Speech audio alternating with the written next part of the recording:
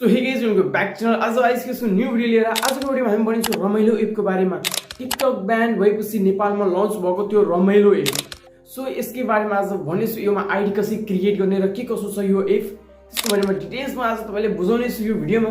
So video start गर्न मेरो च्यानलमा नयाँ हुनुहुन्छ च्यानललाई सब्स्क्राइब र बेल आइकन दबाउन नबिर्सनु होला। लागौं भिडियोतर्फ। टिकटक ब्यान भएपछि यो एप चाहिँ नेपालमा लन्च भएको थियो र नेपाली नै कम्पनीले यो चाहिँ लन्च गरेको छ एप। र यो एप चाहिँ लन्च भएपछि धेरै युजर्सहरूले डाउनलोड गर्दा एकैचोटि 2 दिनमै सर्भर चाहिँ डाउन भएको थियो रमाइलो एप। सो मान्छेहरूको ओपिनियन आइरहेको थियो यो एप स्लो चलिरहेछ, नेट फास्ट चाहिन्छ योमा। सो त्यो केही थिएन गाइस, त्यो चाहिँ सर्भर डाउन भएर त्यस्तो हेरिरहेको थियो र अहिले यो प्रब्लम चाहिँ सल्भ भइसकेको छ र अहिले राम्ररी चलिरहेछ र अझै योमा केही सुधारहरू ल्याइरहेको छ र केही चाहिँ अझै कमी छ योमा र त्यसलाई इम्प्रुभ गर्दै जाँदैछ कम्पनीले र आउने दिनमा यो एप चाहिँ धेरै नै राम्रो एप बनिने छ। सो तपाईले पनि अहिलेसम्म आइडी क्रिएट गर्नुभएको छैन भने आइडी क्रिएट गर्नु होला र आजको भिडियोमा तपाईलाई आइडी क्रिएट गर्न सिकाउनेछु र प्रोफाइल कसरी बनाउने त्यो पनि आज भन्नेछु यो भिडियोमा। सुरुमा रमाइलो एपको आइडी क्रिएट गर्न तपाईलाई सिकाउँछु। सो मोबाइल स्क्रिनमै तपाईले हेराउँछु, हाम्रो मोबाइल स्क्रिन हेर्न सक्नुहुनेछ। सो सुरुमा प्ले स्टोरमा जान्छु र प्ले स्टोरमा रमाइलो एप सर्च गरिहाल्नु होला। प्ले स्टोरमा अहिले सर्चमा आएको छैन, त्यति अगाडि नै फर्स्टमै आउँदैन। सो हल्का स्क्रोल यहाँ माथि गर्दै जानु होला।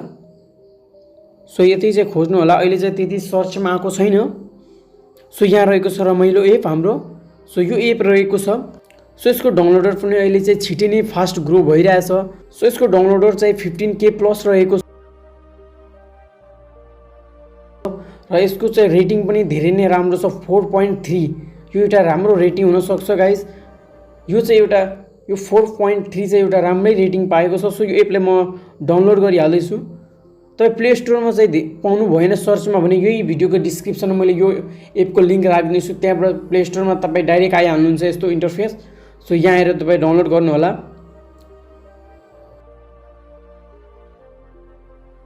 सो डाउनलोड भएपछि यसलाई चाहिँ ओपन गरिहाल्नु होला र केही पर्मिसनहरू माग्छ, यसलाई चाहिँ हामी अलाउ गरिदिन्छौँ।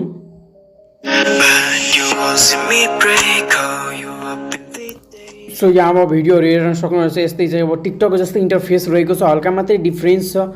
सो टिकटक जस्तै रहेको छ, यसको इन्टरफेस यस्तो रहेको छ। यहाँ क्रिएटमा गएर तपाईँ आफ्नो भिडियो पनि बनाउन सक्नुहुनेछ र यहाँ नोटिफिकेसनको रहेको छ। यहाँ प्रोफाइलमा जानु होला, प्रोफाइलमा गएर लगइन गर्नु होला। तपाईँ आफ्नो जिमेलबाट गर्न सक्नुहुन्छ, गुगल एकाउन्टबाट गर्न सक्नुहुन्छ। म आफ्नो यहाँ चाहिँ लगइन गरिहाल्दैछु। सो यहाँ मैले चाहिँ आइडी क्रिएट गरिसकेको छु, मैले आइडी चाहिँ मेरो बनिसकेको छ। सो यहाँ हेर्न सक्नुहुन्छ मेरो आइडी। सो अब यसलाई चाहिँ हामी आफ्नो प्रोफाइल एडिट गर्नुपर्ने हुन्छ। सो एडिट प्रोफाइलमा जान्छौँ। सो यहाँ चाहिँ क्याटेगोरी भन्छ, प्रोफाइल क्याटेगोरी। सो म यहाँ चाहिँ डिजिटल क्रिएटर राख्छु। सो तपाईँ चाहिँ आफ्नो गेमिङ खेल्नुहुन्छ भने गेमिङ राख्नु होला। फन टाइपको के तपाईँको चाहियो, अनलाइन बिजनेस छ भने त्यो पनि गर्न सक्नुहुन्छ। सो म चाहिँ टेक क्याटेगोरी, न्युज छ भने न्युज पनि राख्नु होला। म डिजिटल क्रिएटर चाहिँ आफ्नो क्याटेगोरी चाहिँ सिलेक्ट गरेँ। त्यसपछि यहाँ तपाईँको युजर नेम आउँछ। सो यहाँ एउटा युजर नेम चाहिँ डिफ्रेन्स दिएकै हुन्छ। सो म यहाँ चाहिँ आफ्नो चेन्ज गरेर म आफ्नो नाममा राख्छु युजर नेम। सो मेरो इन्स्टा आइडी पनि हाल्दैछु। मेरो युट्युब च्यानलको नाम रहेको छ नरेश रिडिङ, तपाईँहरूले थाहै छ। सो म आफ्नो यहाँ युट्युब च्यानलको नेम पनि हाल्दैछु।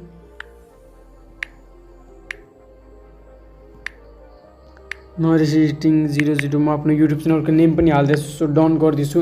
सो यति चाहिँ राखेको छु। अनि त्यसपछि यहाँ चाहिँ प्रोफाइल चाहिँ एउटा सिलेक्ट गर्नु होला तपाईँ आफ्नो।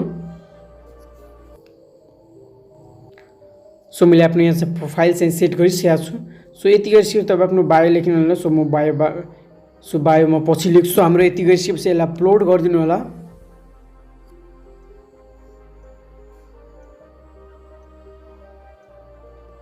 सो हाम्रो यहाँ प्रोफाइल यहाँ चाहिँ हेरिसक्नु भएको छ। प्रोफाइल चाहिँ हाम्रो क्रिएट भइसकेको छ, हाम्रो युजर नेम पनि यहाँ क्रिएट भइसकेको छ। सो अब चाहिँ यहाँ चाहिँ लाइक रहेको छ, फलोवर्स अनि फलोइङ रहेको छ। त्यसपछि यहाँ चाहिँ 3 डटमा अब हेरौँ के अप्सन छ। सो 3 डटमा यहाँ चाहिँ notification, share profile, QR code, यहाँ वालेटको अप्सन रहेको छ। सो अहिले चाहिँ यसको बारेमा पनि एउटा म पछि भिडियो चाहिँ बनाउनै छु। सो एउटा अझै म यसको सेटिङ्सहरूको बारेमा नयाँ अपडेट आउँछ अझै केही दिनमा भनेको छ कम्पनीले। सो नयाँ अपडेट आएपछि म तपाईँलाई भन्नेछु यसको भिडियोमा अझै क्लियरमा। फेरि म एउटा भिडियोमा चाहिँ भिडियोहरू कसरी हाल्ने, कसरी अपलोड गर्ने त्यसको बारेमा पनि अझै एउटा भिडियो बनाउँछु। सो आज चाहिँ आइडी क्रिएट गर्न मात्रै जानु। सो यति रहेको थियो। अनि अपलोड गर्नको लागि यहाँ चाहिँ क्रिएटको अप्सन हेरिराख्नु भएको छ। सो यहाँ क्रिएटमा क्लिक गर्नुभयो भने सो यहाँदेखि तपाईँको ग्यालेरीहरूको पर्मिसन दिनु होला र यहाँबाट तपाईँ आफ्नो यहाँ भिडियो पनि बनाउन सक्नुहुनेछ।